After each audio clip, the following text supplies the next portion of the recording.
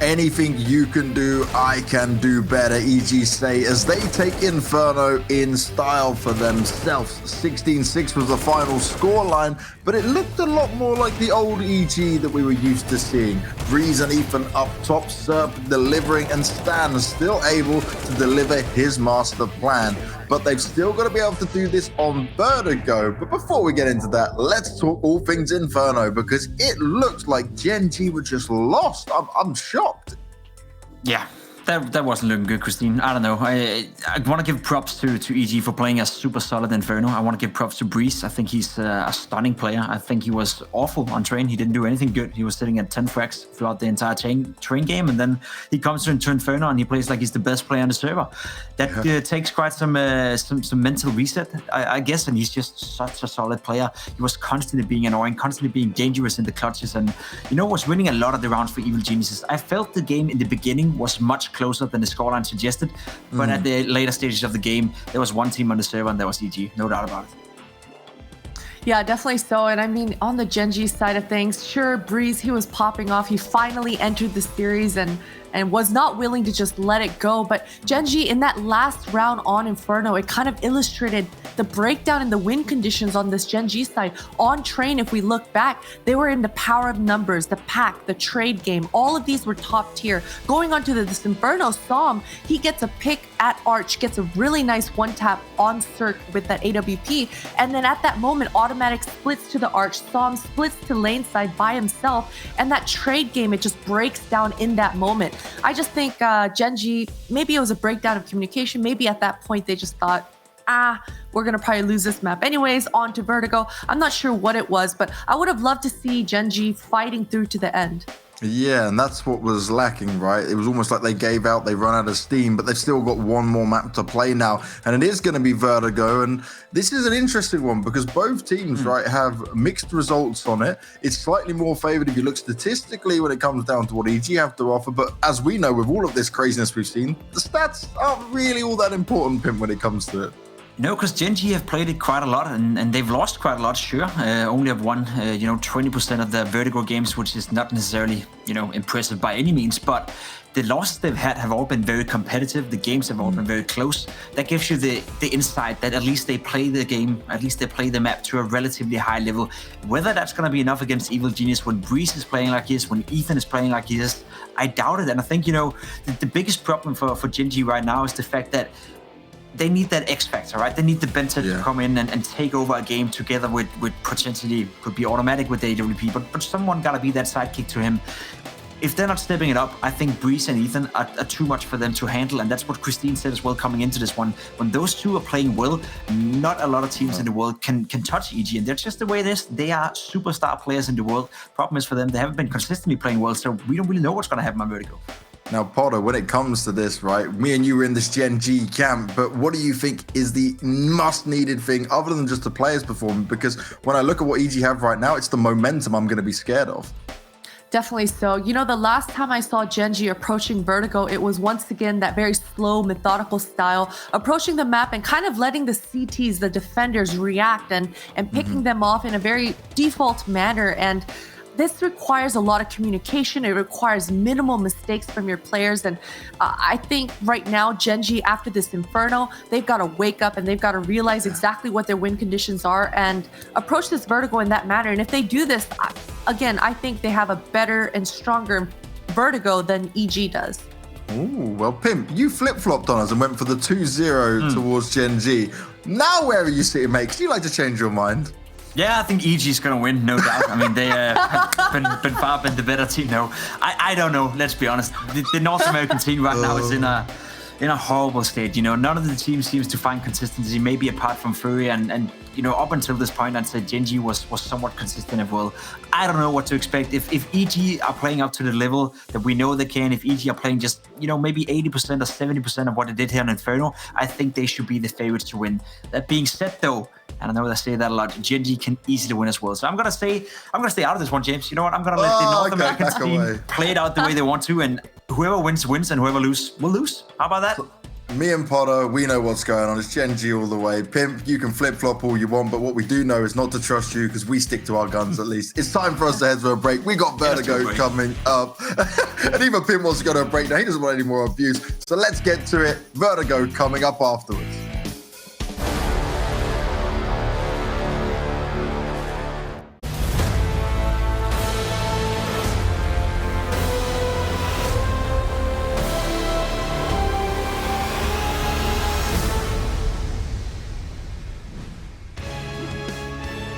And then there was only a single map left here between Gen.G and Evil Geniuses. Evil Geniuses who ate a loss early on here at DreamHack Masters Spring 2020.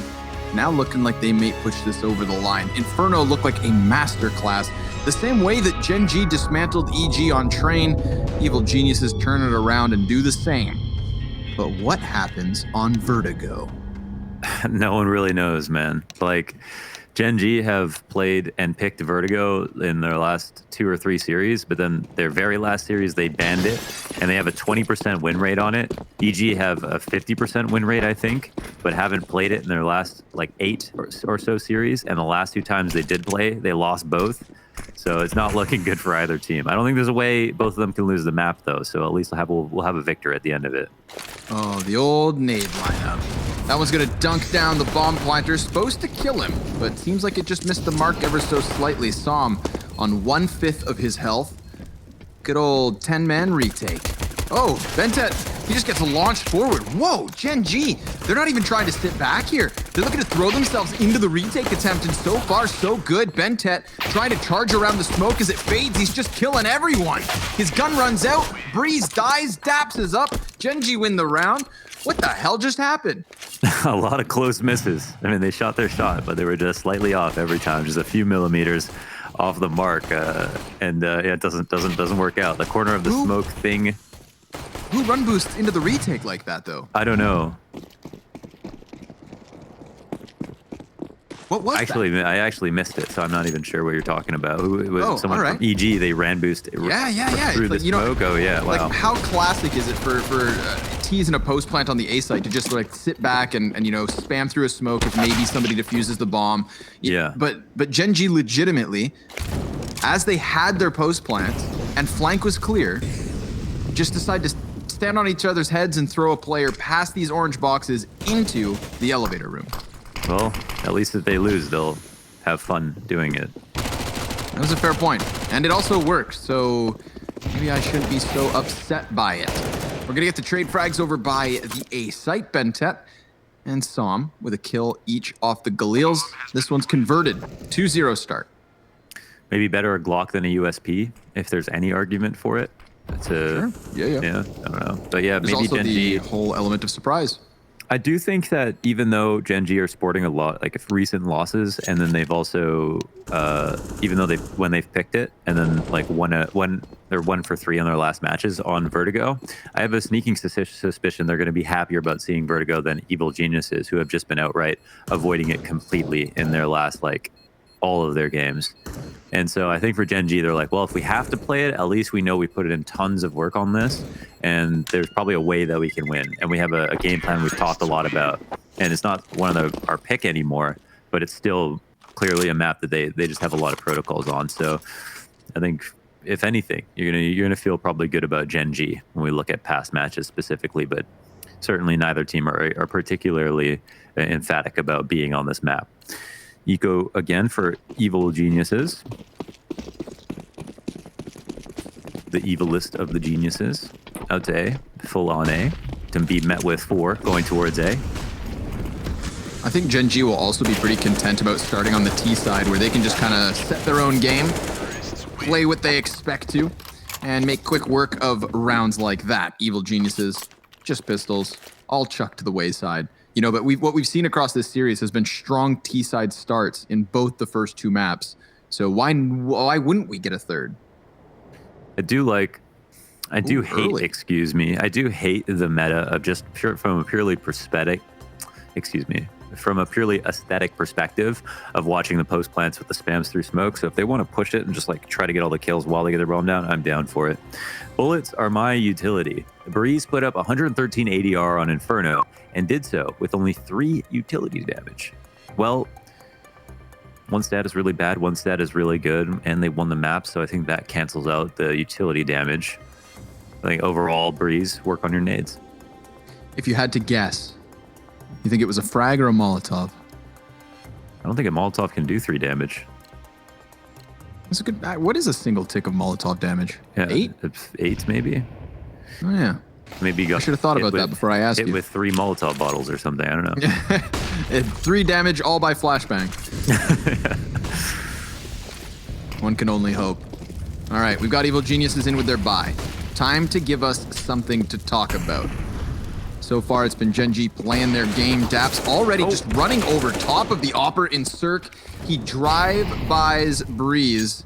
We were supposed to have something to talk about, and instead, this one is falling apart. Automatic, while Daps used the construction to get over towards the B site, actually decides to split through elevator, and that's why he's contesting what was supposed to be a 3-man save on A. You saw EG immediately give up this round, and it may even cost them more guns.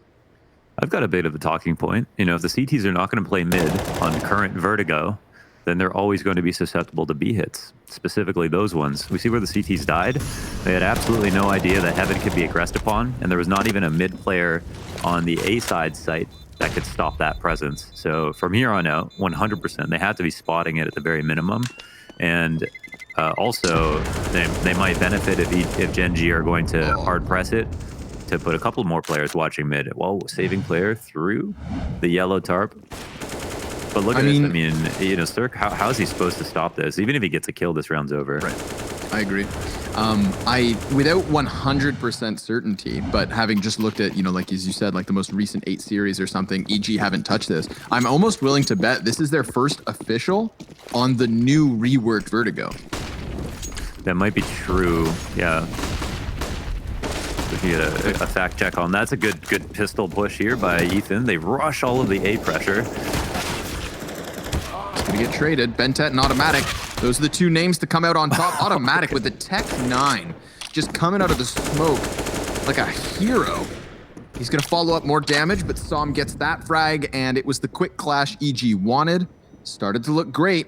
Even damage versus what remains in Som and Automatic. Bakusta clears out the B site. He's gonna call. They could come join him. And if they're not cautious, Breeze is gonna have something to say.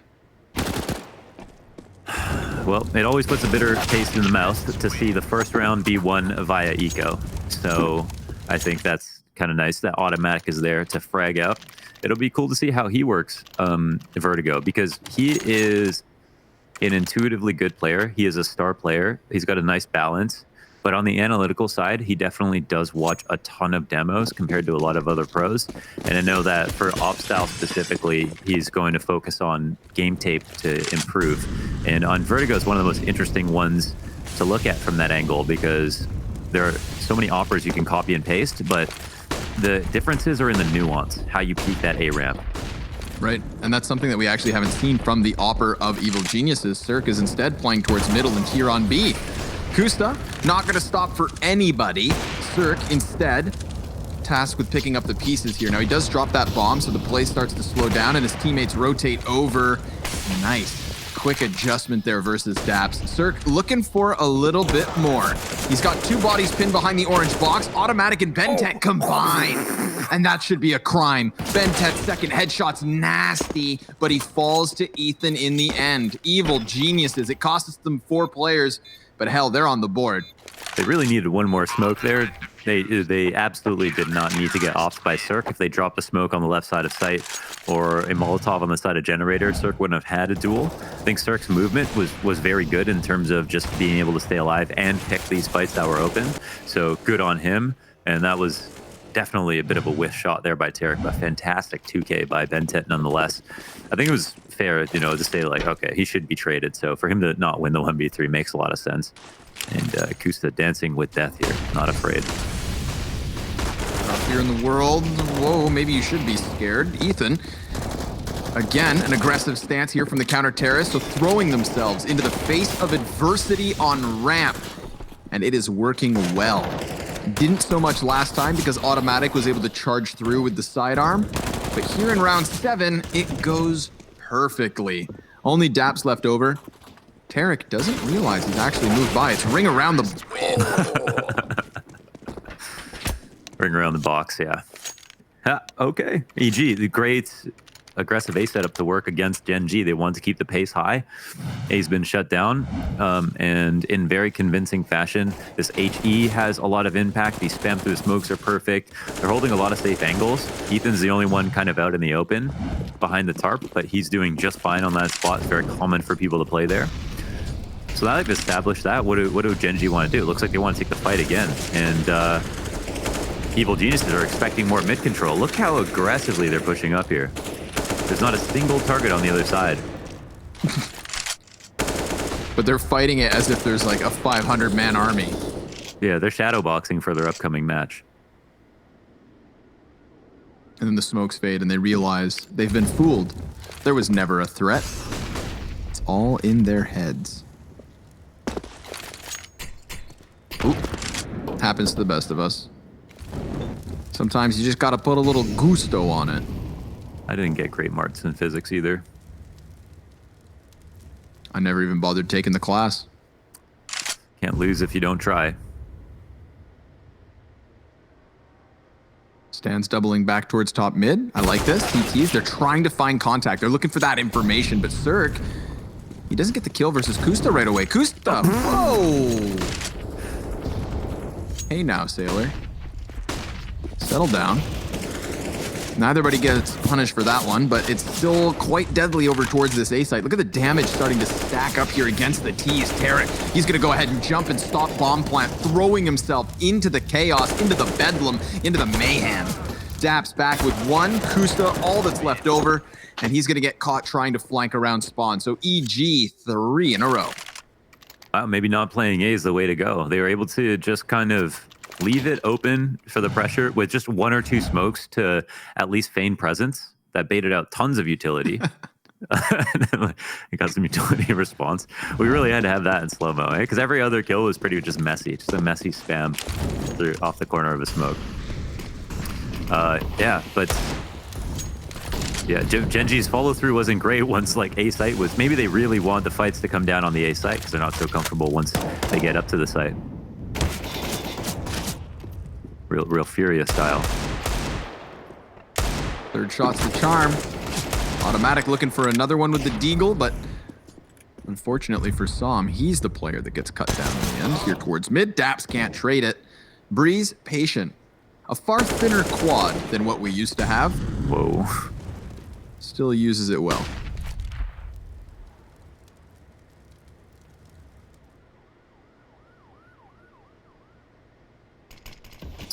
Been a blazing fast pace here for Gen.G. Whether it's the mid control, the B splits, up the A ramp. They do a good job of pausing within the rounds, but yeah, the follow through looks a little bit weak on the A site, and it seems like Evil Geniuses have found their footing on B as well. At least a little bit more. I think there's still some hope for Gen.G when it comes to the B site. What do you think? I think there is. I think that they were coming into this matchup with a game plan that focused on A, and I feel like they're starting to hit that wall where now they need to change directions. What more can I do? Kusta had a 4K and 2 triple kills on Inferno. He has been amazing. If they win this match, I mean, honestly, I think he would probably be my man of the match. Yeah. If they win, probably. Yeah. You brought up Daps. But I think he was like startlingly good for Daps on that first map. But even on Train, Kusta was, yeah, even on Train, Kusta's his clutch potential in the series is extraordinary. He's looking so much smarter than everyone. I can't do that. Don't look scary, down. right? Yeah. Please, actual Vertigo. Please, observer, let's not watch those lineups. Thank you.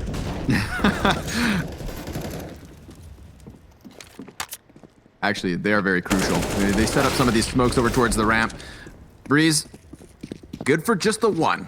Kusta's able to trade him, so not only throwing utility to the opposite side of the map, but then charging into B. As you said, there is room to work the B site, and that is exactly what they're trying here. Now, last time they walked into Cirque's off, Som, lucky to be alive.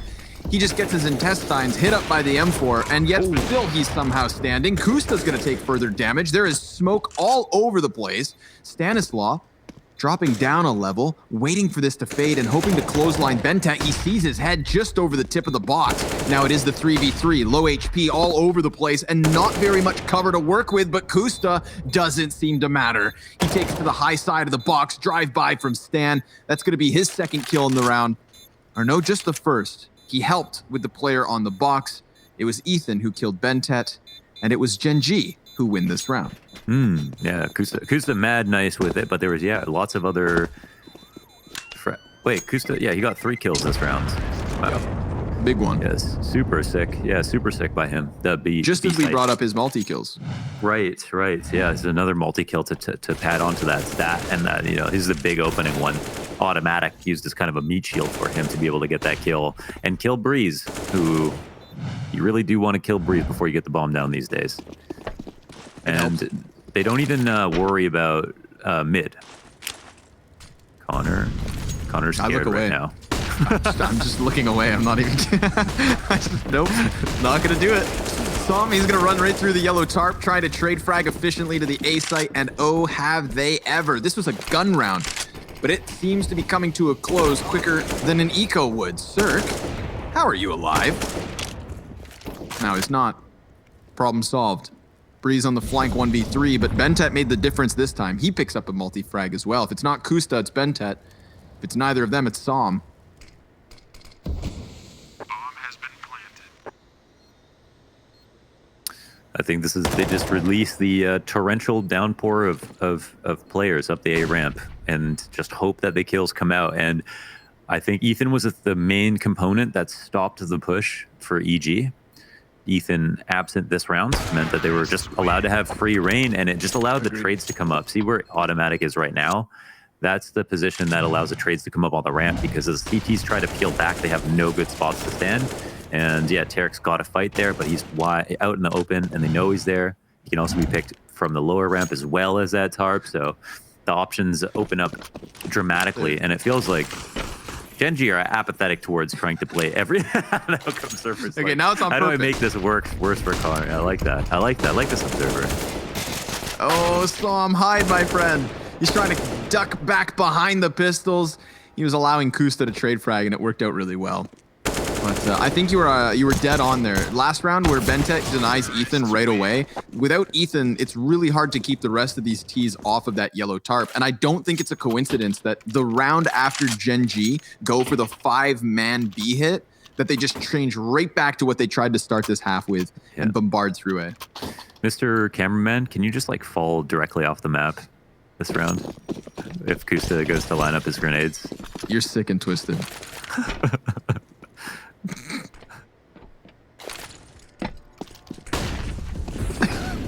Oh, he didn't do it. Yeah, He careful. held it. Yeah, wow. There you go. That's why I Stuck, eh? was waiting for that payoff.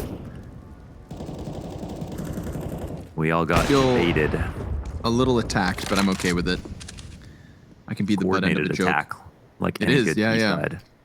Multiple fronts here. Seems like mid is what Gen.G want, but they're falling into Cirque. And Cirque can very well be the difference maker for evil geniuses. It seems this round he shuts down the first 2 to round the corners, and he welcomes more in. But they could boost here. Oh, what's going on? Aha! Cheeky. Oh, he saw it, and yet it's still not enough. All right, add that one to the playbook. When I said they were going to boost, I figured the typical over the wood in mid, try to take that fight, but I like that that's more of a counter pick option to deal with players on this new construction spot. Great flashbang, well-timed, whether they know it or not. Gen.G just on the other side of this smoke, and Daps is creeping up from the A site. Stanislaw has somebody walk right into his screen, and now Daps is all that remains. He's going to sprint for the A site to plant, and he actually finds it open. So sure enough, a little bit of money. And how about you hit him with the Daps? Ah, close. Not really. Doesn't even get one. Ethan trades it, and that's a 5th for EG. Yeah, it was. Maybe they could have been the lineup mode down. Maybe. Yeah. get on his John Deere and just mow him down. But it didn't happen. So it's a round where the mid rotates are very nice. Obviously, Cirque gets one, but they already are in a good position when he gets the second. And then even though he dies on the boost, they've got the 3 rotates to mid. They've got the information at mid, most importantly. And Gen.G don't really have a way out. There's always these weird smoke fights that keep happening. It's like Tarek versus Bentet, Bentet versus Stanislaw. Like, this map is so random sometimes. It's definitely exciting. Oh, this is the worst. Okay, PSA. Change that. All right, Yeah, we've had the discussion on the B bomb site and all the changes, and I mean, I feel like it is just inevitable that Valve is going to rework the A site. You get rid of that near impenetrable piece of metal. It's made of granite or something, man. Can't stand it. Rant Very over. fair. Yeah. No, say it louder for the people in the back. I think that's a very good criticism. Just like they know where each other are. They're so close together. You There's can no way a literally fight should see take each that other. long. Yeah. You're looking each other in the eye. Yeah. Just No, like it's Tarek. intimate. It's an intimate Yeah. situation. Maybe that's why I struggle with it. Level of human interaction is why we're in esports. It's just too off-putting. Man disadvantage. Dap's setting some utility over towards the B site. This is, of course, a ruse. Kusta's going to come in mid. This is a very spread out offense, or at least what's left of one. But I feel like they're trying to do what Daps did last round, where he's able to cheek in a bomb plant. Not going to happen. Poor Psalm's caught. As Daps is the last man up, 20 seconds on the clock. Don't want to die after time. Cirque's still here. Take that op out of his hands. At least rack up the cost here as we get to the closing few rounds of this one. Yeah. Let's see Cirque's POV on that. That was a really sick flick for sure. I was going to say, poor Cirque, he's been holding a lot of angles or looking in the right spots, and as soon as he turns, he's just getting caught off guard by these really good timings, but oh, that's nice. Yeah. That's very nice. So this half is a bit weird for me. I can't really tell. It doesn't really seem like Gen.G are playing all that well. You know, they're certain style they're getting away with on some of these rounds. It's not like they don't deserve rounds, but, you know, some of EG's adjustments have been good. The early game, they seemed a bit uninspired, but now they're figuring it out. I think the scoreline tells the story very adequately this time around. Yeah, I think you're dead on the money. Some of these rounds look great from Gen.G. They just cut through the A site like a hot knife. And then other moments, questionable adjustments. So it has been a very close affair, and that is exactly why we're nearly tied. I agree with everything you said. Thanks. And now we'll have to see if EG can keep it within one. Aha! Great opening kill for Ethan. Just catches the side of Kusta, finds the timing before the reload. Damn, Ethan. Doing him dirty. They didn't even have a chance to shoot back at you. Cirque with an op shot. That's going to inspire Tarek. He's going to go sprinting in, deny the plant, and take us there. A 7-8 scoreline as EG switch over to the T side. Keep it dialed to DreamHack CS, as we'll be back after the break.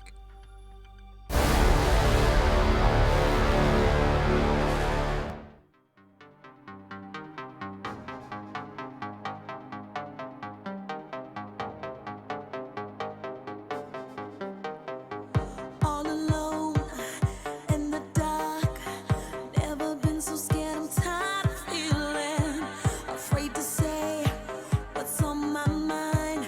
So ashamed of things that need revealing. I can't be the only one that's been trapped inside this situation.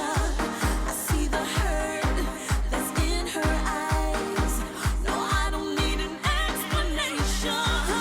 Please rescue me. Please rescue me.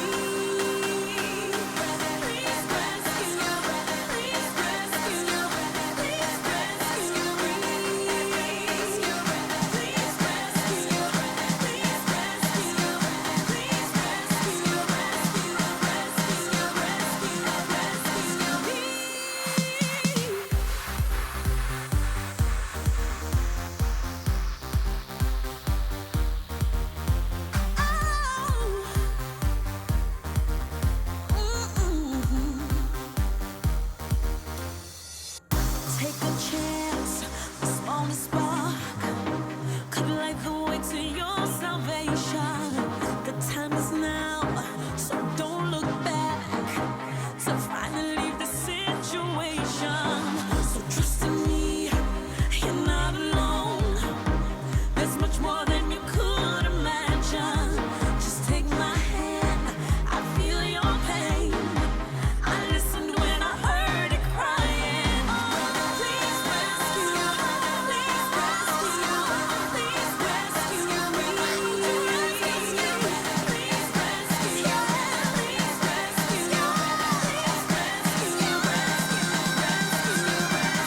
rescue, rescue, yes, I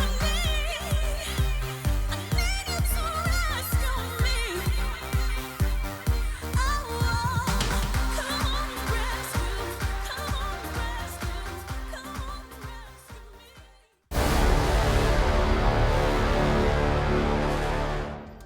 me.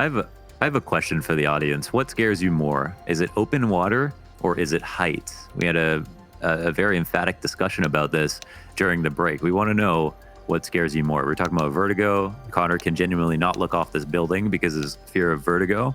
And I'm more scared of open water. What side do you stand on? That's what we want to know.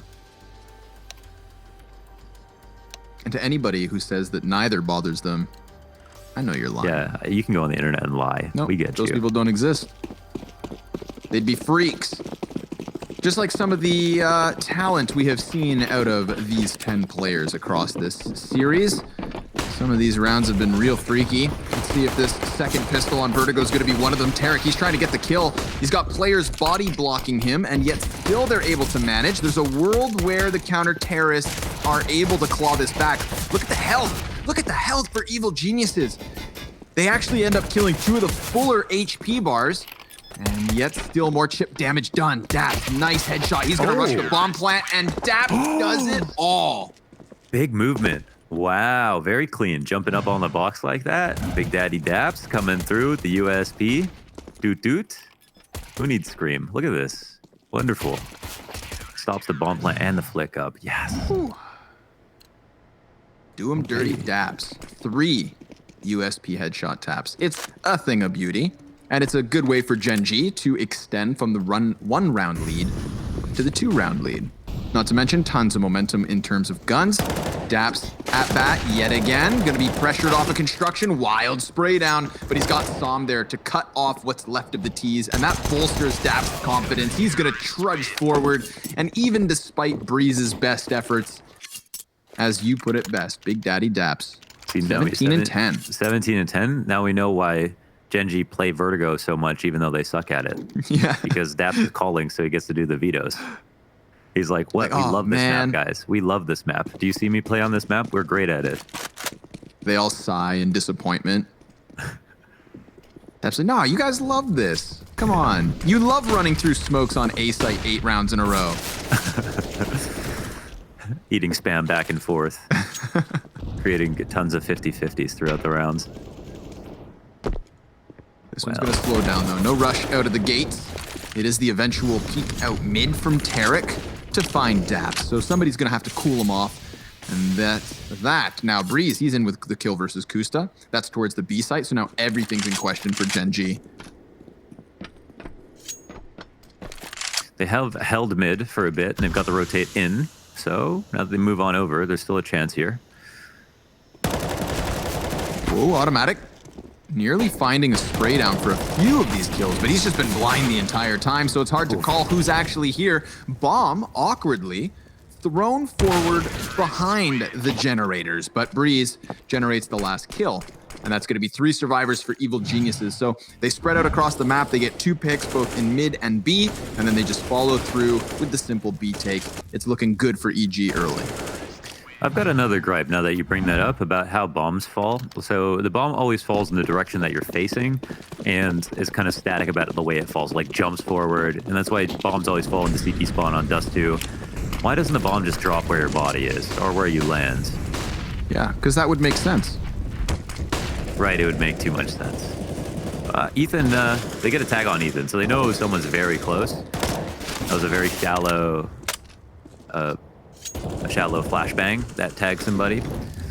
Gives them a bit of info, but they haven't really pushed up beyond any scary point. In fact, it's actually the T's that are aggressing heavily now. Wow, they're going for his execute. Yeah, Stan's not wasting any time whatsoever. Yeah. Oh, he saw the player towards short. I love the continuation spray down, but here comes Daps back in with another double. It's a man advantage for Evil Geniuses, but they're not rushing the issue now because they went peeking around for free. What? Oh. I was gonna say they're just gonna slow this down, but Kusta, he has other ideas. Up top too. Yeah, it's spotted by Stan. Oh, Kusta gets that kill first. Ethan. In with one, just has to find Automatic. Automatic takes to the top of the box. He jumps back into the cover. That sniper needs to land his shot. And Ethan, through the box. Gets it done. That was through the metal. He had such little health, he actually one-tapped him through metal, I think. Or was it a box? I think it was a box and the metal behind it. Let's see, yeah. Because, nope. Sorry. My eyes confused me. Okay, that makes more sense. He was very, very low on HP. What a huge 1 versus 1. That's a pivot round. Yeah, and we didn't see it from Tim's perspective. He missed a couple of shots there. Not sure how difficult they were, but it was close. Kusta made a very, very nice play. Indeed. Yeah, running forward there, past the boost box. Kusta made a play so aggressively out of nowhere that it actually caught me by surprise. I was just thinking, okay, 1 elevator, 1 CT, let the smokes fade. Bomb's not planted yet, no need to retake. But Kusta had a better idea, and it damn near worked out. Now, just the pistols here in the 20th round, so not much to talk about for Gen.G, although Som seems to be making it work. Bomb's going to be planted. Look how much utility they've been able to keep as well, so this has been a near textbook anti-eco for Evil Geniuses. We are all tied up at 10 rounds apiece, and we're in the back third of this third map. Now, with the current standings, this BO3 doesn't necessarily mean the world, but if you look at the last group, it does, because most of the standings are so tight to one match that like anything could mean that you're eliminated. You go from eliminated to like top of your group. So as it stands, they're probably like, oh, we're not going to eliminate it, but you could at some point, especially if this comes down to head-to-head or round differential, as the standings start to play out a bit more. And because the match is so close, I'm just calling for kind of Gen.G to really pull out all the stops here, because it looks like Evil Geniuses is taking this half very seriously. CP side from Gen.G, it's not uninspired, but it does look a bit lackluster so far. Let's peek here. Automatic slows the other B player, Kusta. Great flashes into the B side, huh? Automatic completely neutralized, Kusta neutralized there. Oh, but they haven't seen Daps. Oh, no! Should have let him go. Should have just let him, right? Insult the injury. Daps. Oh, subconsciously wanted out of that gunfight. And that's why I just never jump on those railings, dude. Sometimes you're just a single step from death. So if Cold Zera can do it, then none of us are better than it. Yeah, nobody's safe. Yeah, Tarek has had one hell of a glow up since map 1. Struggled really hard on map 1. 20-14 here on Vertigo. He's like, hey guys, see, we love Vertigo. Let's pick Vertigo more. Talk to me about those flashbangs, though. God, did that ever look awful to try and hold against?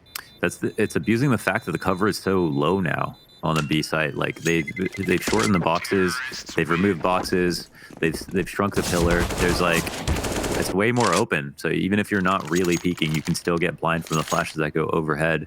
And Evil Geniuses have picked the perfect ones. I mean, if you didn't get the kill, he wouldn't have got 20, so. I would have loved to see, I'm still waiting for somebody to fall off the map and get a kill on somebody who's still inside of it. What if, like, because if I'm Daps and I fall off that map, you can bet your ass I'm just holding mouse 1 all the way down. Yeah. I'm taking you with me. Did you see that stupid Don Hassey kill yesterday? Oh, it was awesome. Yeah. Unbelievable. I didn't think it. I've never seen anything like that. I was just thinking that was toxic. That was very toxic. Yeah. Not even fair. Oh, more Quake plays. Kusta, he's out. And yeah, Evil Geniuses love to go B, which I love to see. I love to see a lot of B takes. They've made a lot of presents, canceled, fall back, and it looks like Tarek has been tasked at finding the pushers, but there's no one here for the CD side that has gone and sought out information. 2 rifles remain here on Gen.G. Last smoke gets dropped. And Evil Geniuses can really do no wrong. Either side they commit to, they're a pretty good advantage. Oh, Daps! Oh, he's finally made his way back, but Breeze, he's going to try his hand at opping. Why not? So far, so good. Ethan's going to clear Bentet off the bomb site, so Psalm's M4 with 40 HP is no longer looking very promising, but Timothy Ta comes in, drops Breeze, hot swap to the op, and if he had hit that, I would have made some sort of very loud noise, but he misses it in the end. So valiant effort. Psalm's going to go ahead and walk away with the M4.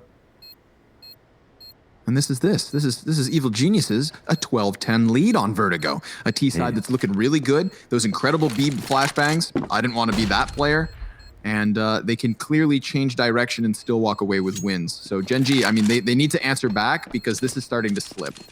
Agreed. And yeah, it's just the options they're saying. They can turn around and still win. They can win on B straight up. They can win on A straight up. And that's the most terrifying thing. At the very least, Gen.G should be able to establish that they can't win on a site. They have to split to get it. But Evil Geniuses so far haven't even shown us they need mid control to be able to take a site, which is damning for the map, damning for Gen.G on their CG side. And obviously, with things more expensive, they're more prone to saves, which means the comeback is a lot easier for Evil Geniuses to top it all off. So they're definitely in pole position. Look like they could take the map. And it could start right here with this next rifle rounds. This is a big wallbang for Benta. He's even able to get back, but Breeze hot on his heels. 3 counter-terrorists on the other side of that one. So if Evil Geniuses felt like they really had to force the trade frag, then there's a world where they get cleaned away. Seems for now that things will settle down a bit. Gotta love that Breeze doesn't overcommit. I mean, he recognizes how important it would be to get that trade, or more so tantalizing. Here's the push. Cirque's trying to get a slightly better position, but again, not overcommit. I'd really like this from EG. You know, it sucks to be in a 4v5, but it sucks worse to be in a 3v5. So to throw away a death like that would have been stupid. Odds are Cirque's gonna crack one open. Misses the shot. Automatic over the box. And it looks like the defense are just going to let them have this. I mean, it's not really like they have a choice with all the smokes and whatnot, but Automatic decides not to go for the CT boost. Can sometimes be a great way to get vision over smoke and peel one off. But take note of these post plants. We actually have Breeze on the very slim railing. You know, one of those one and done positions? Yeah.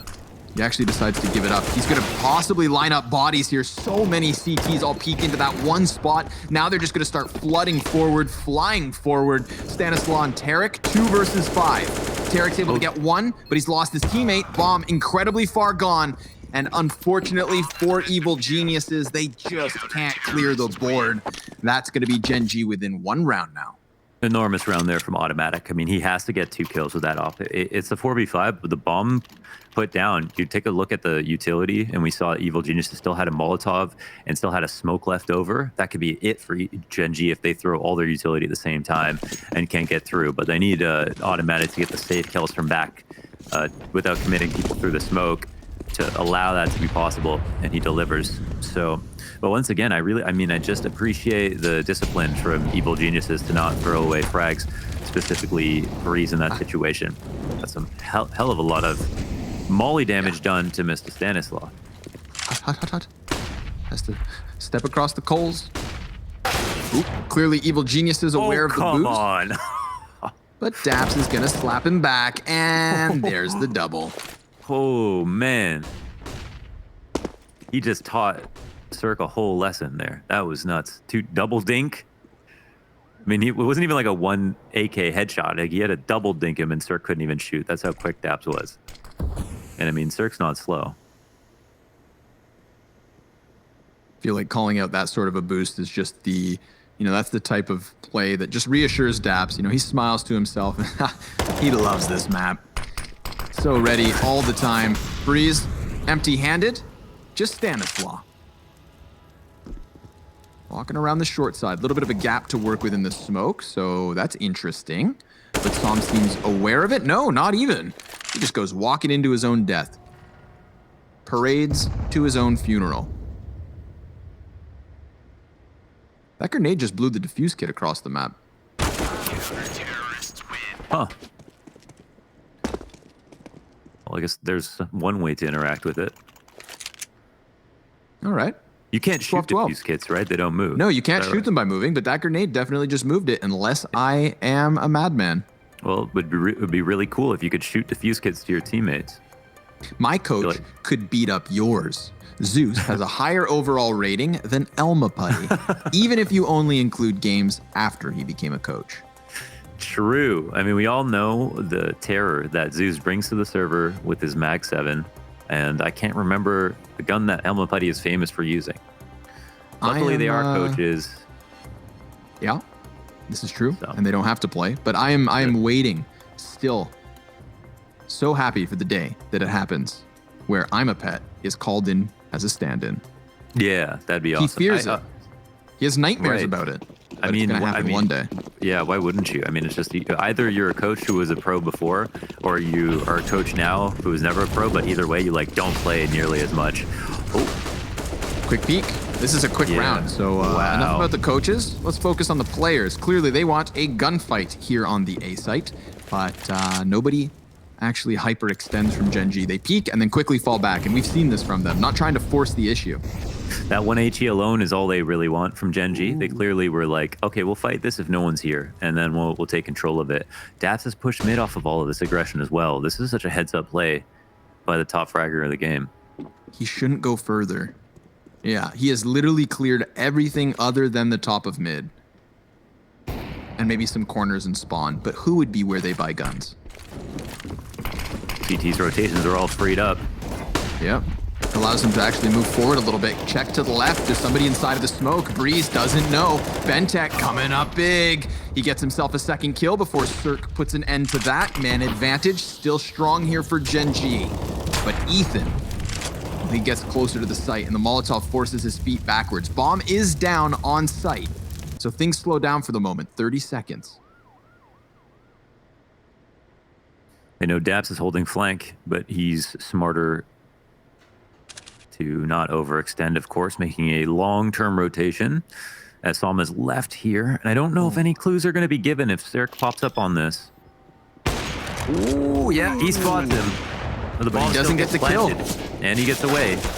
Yep, Ethan, he's just taken tons of pummel damage through the boxes in and of itself. So Cirque, 1 versus 3 in the post plant, was unable to cut down Som, who then jumps up onto the wire of a wall, and that is Gen.G back in the lead. 13-12, it's only the 1-round advantage, but they're starting to piece together this CT side in a very same fashion as to what was going on in the first half. All due to Daps. We saw that last rifle round where he killed Cirque and his friend at mid over top of the box. This round, since mid is vacant and he's feeling very confident, he pushes all the way into their spawn and catches them on their flank. And from there, they pretty much lose. So if Daps has a little bit more fight in him, and it looks like he's being pervasive still. Now looking towards the B site to share This some play- of his attention. This position from Daps, as a B-site Vertigo player, it actually changes the world. Being able to peek off of the wall as opposed to just having to look over the edge. How many times would a quick T-rush just catch your face off? That can't happen anymore because you get a more vertical angle downwards. But they can still rush through you. And that seems to be what's happening. Daps, whoa! Unable to stop this one. That's actually a second frag off of Breeze. Has no business getting that far with as little as he had. So normalcy returns. Normalcy. 4 HP for Normalcy. Terry. I think you could pronounce Normalcy? it like slightly. Normality. Yeah. Normality. Normalcy. I see. Yeah. I think you're safe either way. But the Daps. Okay, that's one of the. This is one of the situations where like, if they had better guns, that's a much scarier round. Like they could actually got away with that B play because Daps does damage but doesn't get a kill, and then they take that such an important checkpoint at the corner of the site because suddenly all of these new positions on B side are already compromised in an already hard to hold position. And everybody from the T's who are running up the ramp can literally run sideways and just fight people who are rotating in. So that opened things up, and that might make Evil Geniuses a bit curious as to what they could do at B once again. But Daps, I think, is just because of how he's playing, is so critical to Gen.G. In these mid-round decisions. It's specifically where he positions himself that we need to pay attention to, because he seems to know where the attention needs to be given. So what's the move that Daps is going to make that'll change the game? Without him, they cannot beat EG. He's doing everything for Gen.G right now. It seems like Gen.G as a team are currently hinged around him being that like responsive player. You know, they're not as well honed on this map particularly that anybody can do these sorts of tough jobs.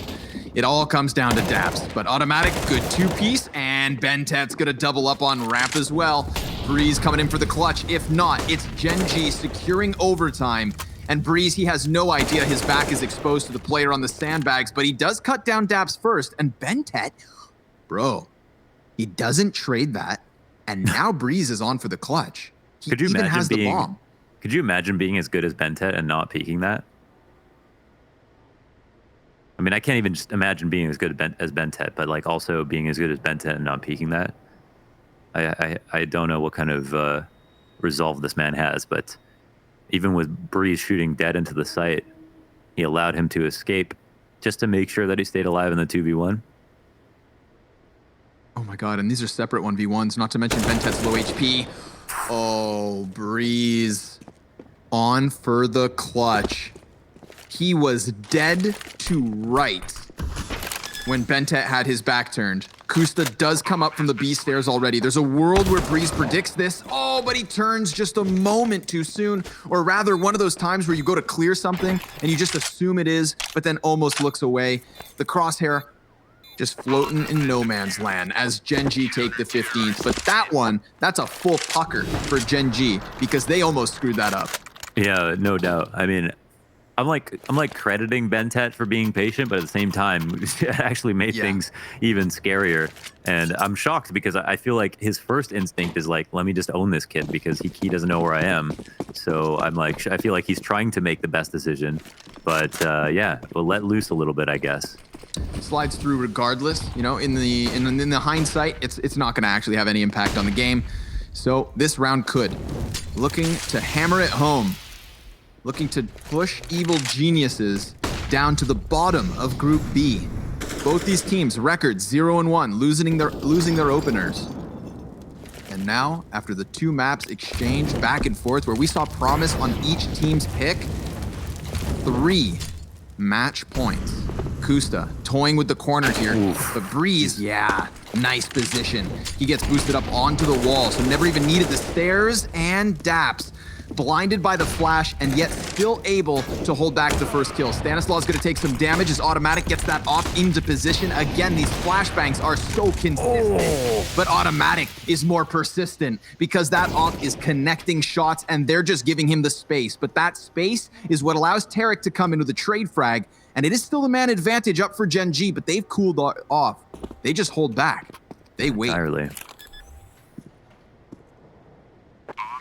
Bomb's gonna be planted, and the CT's all coming in from the same direction. Tarek, he could line them up. So much damage done to Som, but there's Bentet in. Tarek, he's gonna try to fall back into a different position. He wants cover. He wants a chance, and he's got it. It's Bentet left, and Tarek takes him. 13-15, 2 more to go. God damn, that Turkish all-star, 25 kills. What a clutch by him.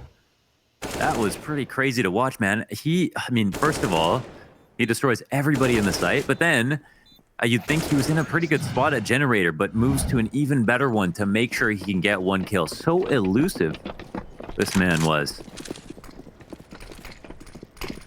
So precise Really as digging well. the jump up. The jump up on those orange boxes becoming my favorite thing on B. Yeah. Wow, and that could be a game changer here for Evil Geniuses. Like, yes, Gen.G have figured out their CG side, but it's 2 rounds now. That's the difference. There's a lot of room for errors here. A lot of rooms for big individual plays like Tarek just made.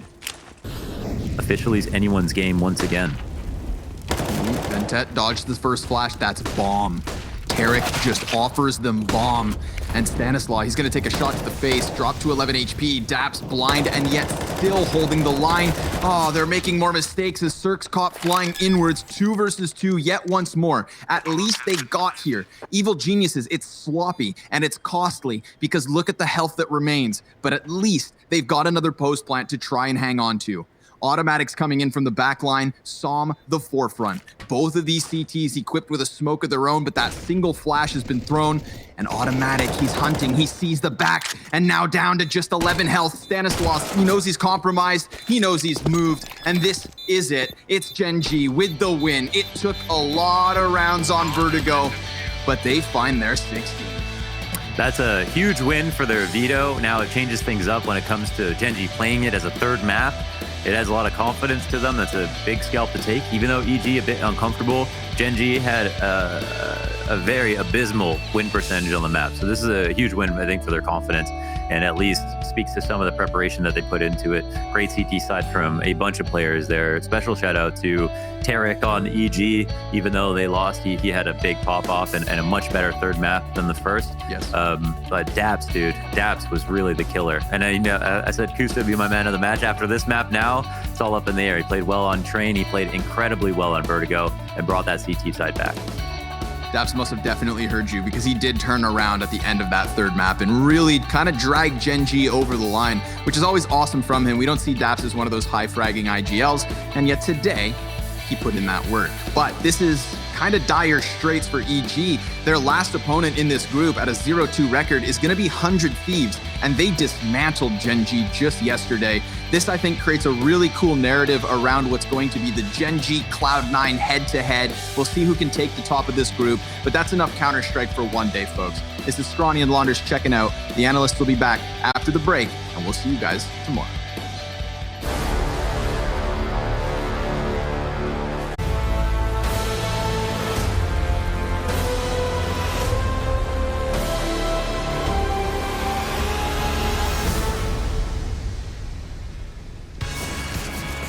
Gen.G get the job done on Vertigo, but it did start to get close.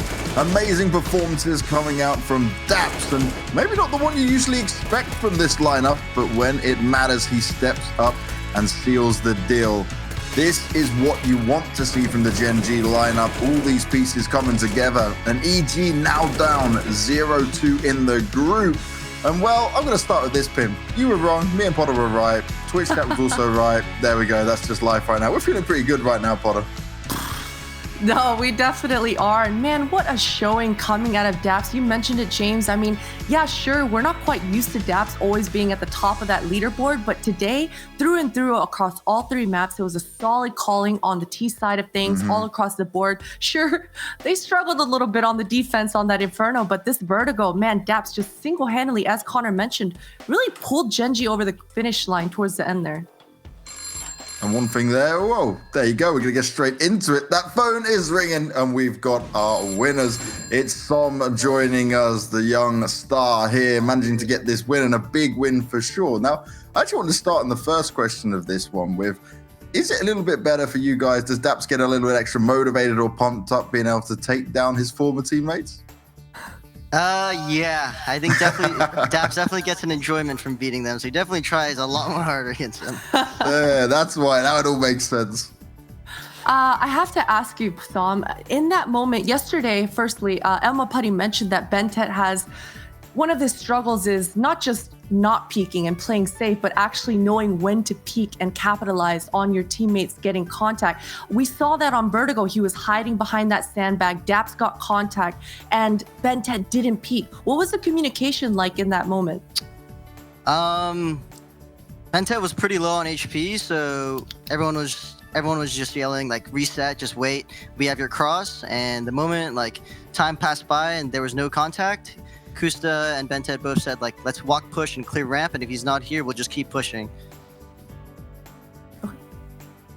Yeah, it's not a secret that the North American team right now is in a state where it's hard to pinpoint which teams are the best, which teams are consistent, which teams are just awful. I guess there's a bit of everything in there right now.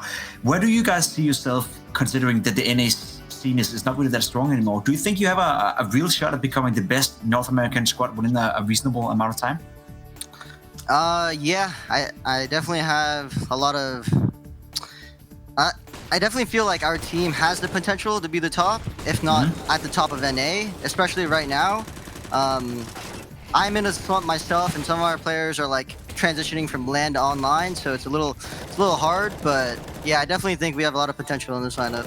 Okay, what is you're touching upon it yourself? What is holding you guys back from being the best version of Gen.G right now? Right now, honestly, we're just hitting like inner like team turmoil. I guess it's just like inside the game, like not turmoil inner team, but like in the game type. Thank turmoil. God, thank God. Yeah. So like sometimes we're not on the same page. Sometimes people have too many ideas. But yeah, I think once like we go over like the very little basics again, because I think that's what we kind of ran past by. I think we'll be at the top. Cool. Well, you guys definitely have the pieces to be at the top as well. Now, in the interview you did before talking about this matchup with EG, you didn't seem that confident yourself. Do you think that's part of the reason why you're saying like you're in a bit of a slump with this? Because you were saying, oh, it could be 50-50, 60-40, you weren't sure where it was going to go. And we were kind of sat there like, Som, you're pretty damn good, man. You should be a bit more confident than that. I mean, me individually, I'm in a slump, but I didn't want to be too overconfident so that if we do end up losing, it doesn't look that bad. But yeah, I really thought that I didn't want to go too overboard saying like we're gonna win this. But yeah. Okay, that makes sense. Well, Som, you guys walked away with a big win today, a much needed one as well. So you can be very happy with that. And good luck for the rest of the games, man. We look forward to speaking to you guys later on. Thank you. I like that. I had to question him about the confidence with it as well, because, he is a player we look to as like, when we're mentioning, we're all talking about like what Automatic can deliver, what BenTech can deliver, but Som is one of those players where he's still so young, he can still be molded, he still has this potential that I don't think we've yet seen him reach to the top of. No, and that's a very interesting prospect about this whole Gen.G lineup, the fact that he's saying that they currently are still trying to transition from the LAN play to the online play, that he's not feeling they're playing at 100%, yet they're still arguably the most consistent North American team together with Furia. Either that tells us quite the story about how good Gen.G are and what the potential of this lineup can be for the future, or it tells us something about how bad the North American state is in right now. And I think it's a bit of both. It's just, and Christine, you keep laughing, but look at it, right? We had Liquid go up against Chaos, a team that has had close to a million roster changes the past year.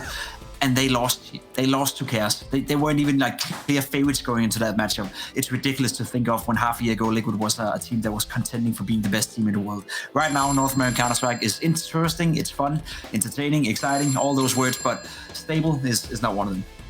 Well, we got another phone call, and that is the stable of this show. The interviews keep on rolling in. We've got Tarek with us from EG.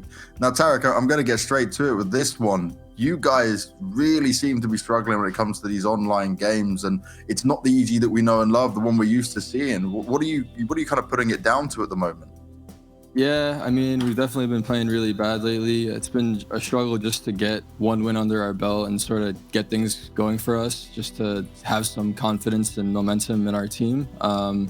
Yeah, so it's been hard, especially with everything online now. We're trying to adjust to that as well, and also bringing in a new coach. So there's a lot of moving parts for us right now, but even though we lost today and lost a couple of days ago, I still have a lot of confidence in our team and our ability to bring it back to the top. I think that things will turn around for us soon. I think our practice has been going really well. It's just been a little bit difficult for us to maybe transition into these matches sometimes. Like for Train, for example, Train is usually a really good map for us, but we got wiped out on it twice recently, and that was kind of surprising. So hopefully soon things start to change for us, and I'm pretty confident that it will. And one thing I'd say when we look at your lineup, right, is you guys have always been, even when the chips were down, able to come back into some of these games. Has there been some changes or strategical things that are missing, or communication that's going wrong, or what would you put that kind of side of things down to? Yeah, I think our communication can sometimes be a little lackluster, and that is something that we're working on as a team, just to make sure that our comms are better. But I think that I feel like in our matches, maybe we're hesitating sometimes, and I feel like in CS, you really can't hesitate. And when there are rounds or moments where you do hesitate, then things really fall apart quickly. So I think that's what it felt like on a couple of our losses, to me at least. But yeah, I think it's something that will get better very soon. I'm really confident that, like I said, soon we'll be a really strong team. It's not a secret that the North American Counter-Strike scene right now is in a bit of a funny state, dare say it. Maybe it's over-exaggerated a little bit due to all these online tournaments, but do you feel that it's something to do with the lack of quality practice now? Most of you guys are traveling Europe a lot of the times, practicing against the European teams. Now that you're back to only playing against North American teams, do you feel the lack of quality practice is part of that reason? It's a huge problem for sure. I mean, like lately we've been playing a lot of MDL teams, I'm not gonna lie, because we're trying to avoid the teams that are gonna play for these matches. And if that's all there is, then that's what we're gonna take, because we have to practice our stuff somehow. But the level of quality in the scrims is definitely not comparable to the matches that we're playing sometimes. And I think it is a factor, but I don't think it's an excuse. Like, regardless of the team we're playing, we should still be able to play our game. But I guess it comes down to discipline and treating the teams that you're playing the same, regardless of their level, in terms of how you play. Tarek, what do you think is the biggest issue to actually get W's on the board? Because we've been talking about individual form, and it does seem like, I mean, you've been hitting your shots. Breeze, his pistol rounds are still insane. Cirque, his AWP, it's on point. So how is it not connecting at the end of the day to get round wins? Yeah, I think there's a lot of moving parts, like I said, just like everything coming to online. We have a new coach, and I also feel like sometimes we're hit or miss in terms of like who's performing. Like one day, like for example, Ethan will be playing well and then I'll be playing really bad. So ideally we want at least 3 of us to be playing really well and the other 2 to be at least average. I think that's like ideal situation at worst. But I feel like sometimes it'll be like, you know, Breezy's always playing really good and then 2 of us are playing really bad and the other 2 are just average and it's just not enough. So I think it's something that'll come together. Like I feel like in practice, usually all of us are playing good. So it just kind of sucks that moving into these matches, things haven't been going in our favor. But like I said, I think it's going to come soon. I think you guys shouldn't be too, or like don't put us too far down there because I think these wins are coming soon. Now you've got one more game against 100 Thieves to come. How is that going to be any different? It's a juicy one, right? Yeah, I think it'll be a good match. Some storyline there, but I think this next one's got to be a win, dude. I'm calling it now. This next one's got to be a win for us. I thought today we were gonna win. I was hyping us up, even after the first match. I still felt really confident that we were gonna take it back, but it's just these small rounds, these small details that are really catching us, and it's kind of frustrating. But there's not much you can do. We just got to make the best of the situation, and hopefully going into the next match, we get that dub. It'll be pretty exciting, so I'm sure that'll be a fun watch. Well, it certainly will be a spicy game. Tarek, thank you very much for joining us, man. Enjoy the rest of your day, and we'll speak to you soon. All right, thank you guys.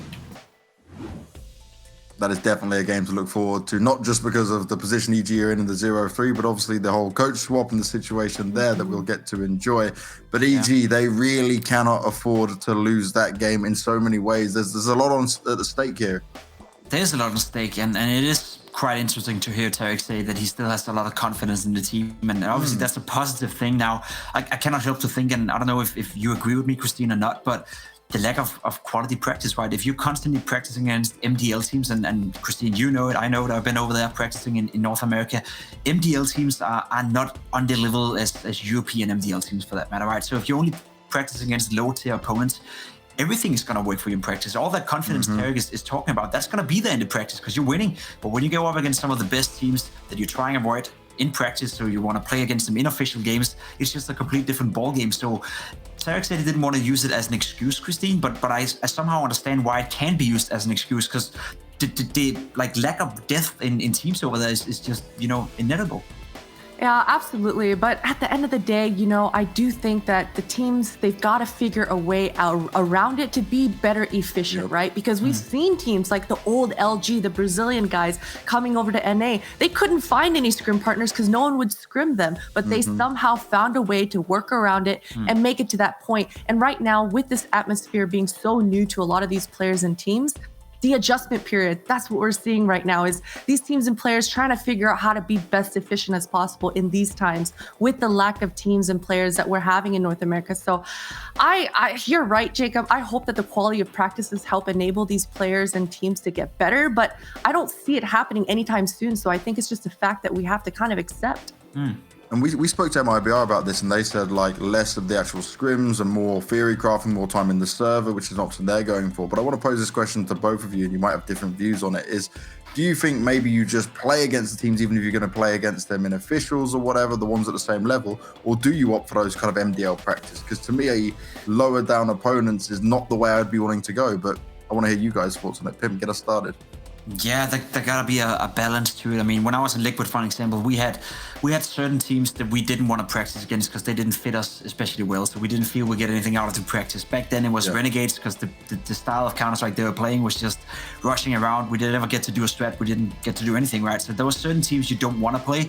It's the same way today. And then there's certain team that you do want to play them. You think like you're matching up well against them. You want to play the same style of Counter-Strike, the same tempo of Counter-Strike. You get to do all your practice, all your strats. But if that's the same team as you're playing, in the tournament, then of course you want to avoid them. So we talked about it already, Christine. There's a limited amount of teams in North America right now, especially considering that a lot of these, secondary teams, secondary players, they're all of a sudden moving to a game that hasn't even officially been launched yet, which is ridiculous in my opinion, but that is what it is. You can't do anything. Like if you're in North America, I think Christine's spot on when she's saying we just have to accept the fact that the lack of quality practice is there and the team's got to find another way to improve, I think the perfect way to put it is these teams and players, they've got to pick their poison. I know that it's not pretty. I know it's not the best situation, but sometimes you got to lower the tier of quality of practice. But if you're able to approach it right, and it's what you said, James, about the MIBR guys, is more theory crafting, more testing your limits. You're going to headshot these guys. You do it every day. So avoid the statistics angle of it, but really more so practicing your theory behind your approach of the game. Well, thank you very much, guys. It's time for us to sum up today. And, well, it's been another wild day. We got to see Na'Vi go up against Vitality to kick things off with there. And at one point, I was feeling rather scared for the Na'Vi lineup, but they still managed to seal the deal 2-1 there. Oh man, and it's Boomich. I've been talking about Boomich since day one. I'm a huge fan of this guy. I loved his interview and I love his flair within that server. I mean, we saw a different kind of Boomich approaching today as well on Nuke, new spots. But Na'Vi as a whole, they kind of struggled and they kind of got lucky with this walking away with a win. I was happy to see Cyber playing well again. It's been a while since we've seen him at a top level. His AWP today was spot on, and his general play was just great. And when you have guys like Symbol and Cyber, joining the same server, it's always fun to watch Counter-Strike. Yeah, an explosive matchup from start to finish, and we'll get some more of them coming up tomorrow as well. But we also got to talk about the FaZe just dominating their group. 3-0 for these guys, even with a new player and Fnatic again. Oh, you got to feel sorry for these guys. Yeah, and it's quite interesting, right? Because Fnatic, I think they were playing better today than they were yesterday, and that may sound ridiculous when you think about the results, and the same goes on for FaZe Clan. I think they're playing better and better day by day, but when you say dominating, you're right, they won all 3 games, but all their games were super close games. All their games, you could argue they could potentially have lost them, or at least, played them even closer. I think the game yesterday against Spirit, they got really lucky with the whole internet integration with Merbit, that he had to leave the server and they had to play with a stand-in. Otherwise, I don't think FaZe Clan would have won all 3 games. So this group may not seem, as close as it was, and FaZe Clan may seem on the score sheet to be the best team by far in the group, but I think all these teams were quite equal, and that's why it's maybe so impressive that FaZe Clan were able to close out all 3 games and show that, I guess, finish instant in those games. I know they didn't play today, but just that Spirit bit that you mentioned again, I felt so sorry for them yesterday, but I'm so excited to see what they can do because they truly have so much to offer, and, well, their games are definitely going to be ones to watch going forward. Now, our Corsair play of the day today, it had to be from either Simple or Zyru, and this time we went with Zyru. 4 kills with the AWP in hand, it had to be him. Sure has, and look at that, right? I don't think we get to, or we do get to see from his point of view. Obviously, getting 4 kills is insanity, and that jumping up right there, that's just a skill. But what I want you to look out for is that right there. He ignores the guy towards long in the beginning, then goes for the kills, then jumps up. This kid is full of confidence, and when he's playing, when he's on his day, Christine, I think that can be a discussion to whether Symbol or Cyber is the best player in the world still. Oh, for sure. Just the prowess that he has in that server and the possibilities of him. Anytime you watch him in a clutch, you fully believe that, man, ZywOo, he's going to do this. He's going to win. And there's not a lot of players that you can always have that kind of confidence behind. But ZywOo, he's absolutely one of them. Yeah, Zyru, they always deliver with those special moments for us, and that's why he's our Corsair Player of the Day. But tomorrow we have 3 more games, as always, here at the DreamHack Masters Spring 2020. We're kicking things off with Vitality taking on NiP. Then we're moving on to Na'Vi versus ENCE, which to me could be maybe one-sided, depending on what ENCE show us. Maybe things have changed now they're online. And then we end the day with 100 Thieves taking on Cloud9. Guys, which game out of those 3 are you looking forward to most? Starting with you, Potter. surely it's got to be the 100 Thieves Cloud9. It's North America once again, just duking it out. And 100 Thieves, although they walked away with that win, I want to see more. I want to see those ballsy picks coming out of Chet. I want to see what new innovative ideas he brings to this 100 Thieves squad. So certainly that series is most exciting for me. Of course, Christine is biased towards the North American game. There's no doubt about that. Looking at Vitality versus NIP. NIP coming in with a new in-game leader. NIP, despite, making this roster change with Liquid, they were actually getting better and better. They were playing some solid Counter-Strike. Plopsky, maybe a new superstar in the making. He's been super solid. I think that game has potential to be a real banger, and especially considering NIP is coming in with a new coach. Sorry, not a new coach, but a new in-game leader.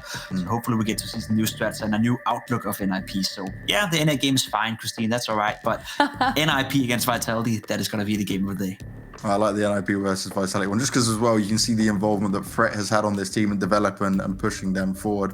But we're at that time of day again, guys. It's time for us to get ready to end the show. But we got to talk about our amazing sponsors first, because all of these sponsors supporting DreamHack Masters here, they make this possible. They're giving you all this Counter-Strike action. They're giving us something to talk about. Corsair out there, Intel, Monster Energy Drink, DTS, AT&T, and Betway. Oh, you got to love them. Every single one of them. What's your favorite, James?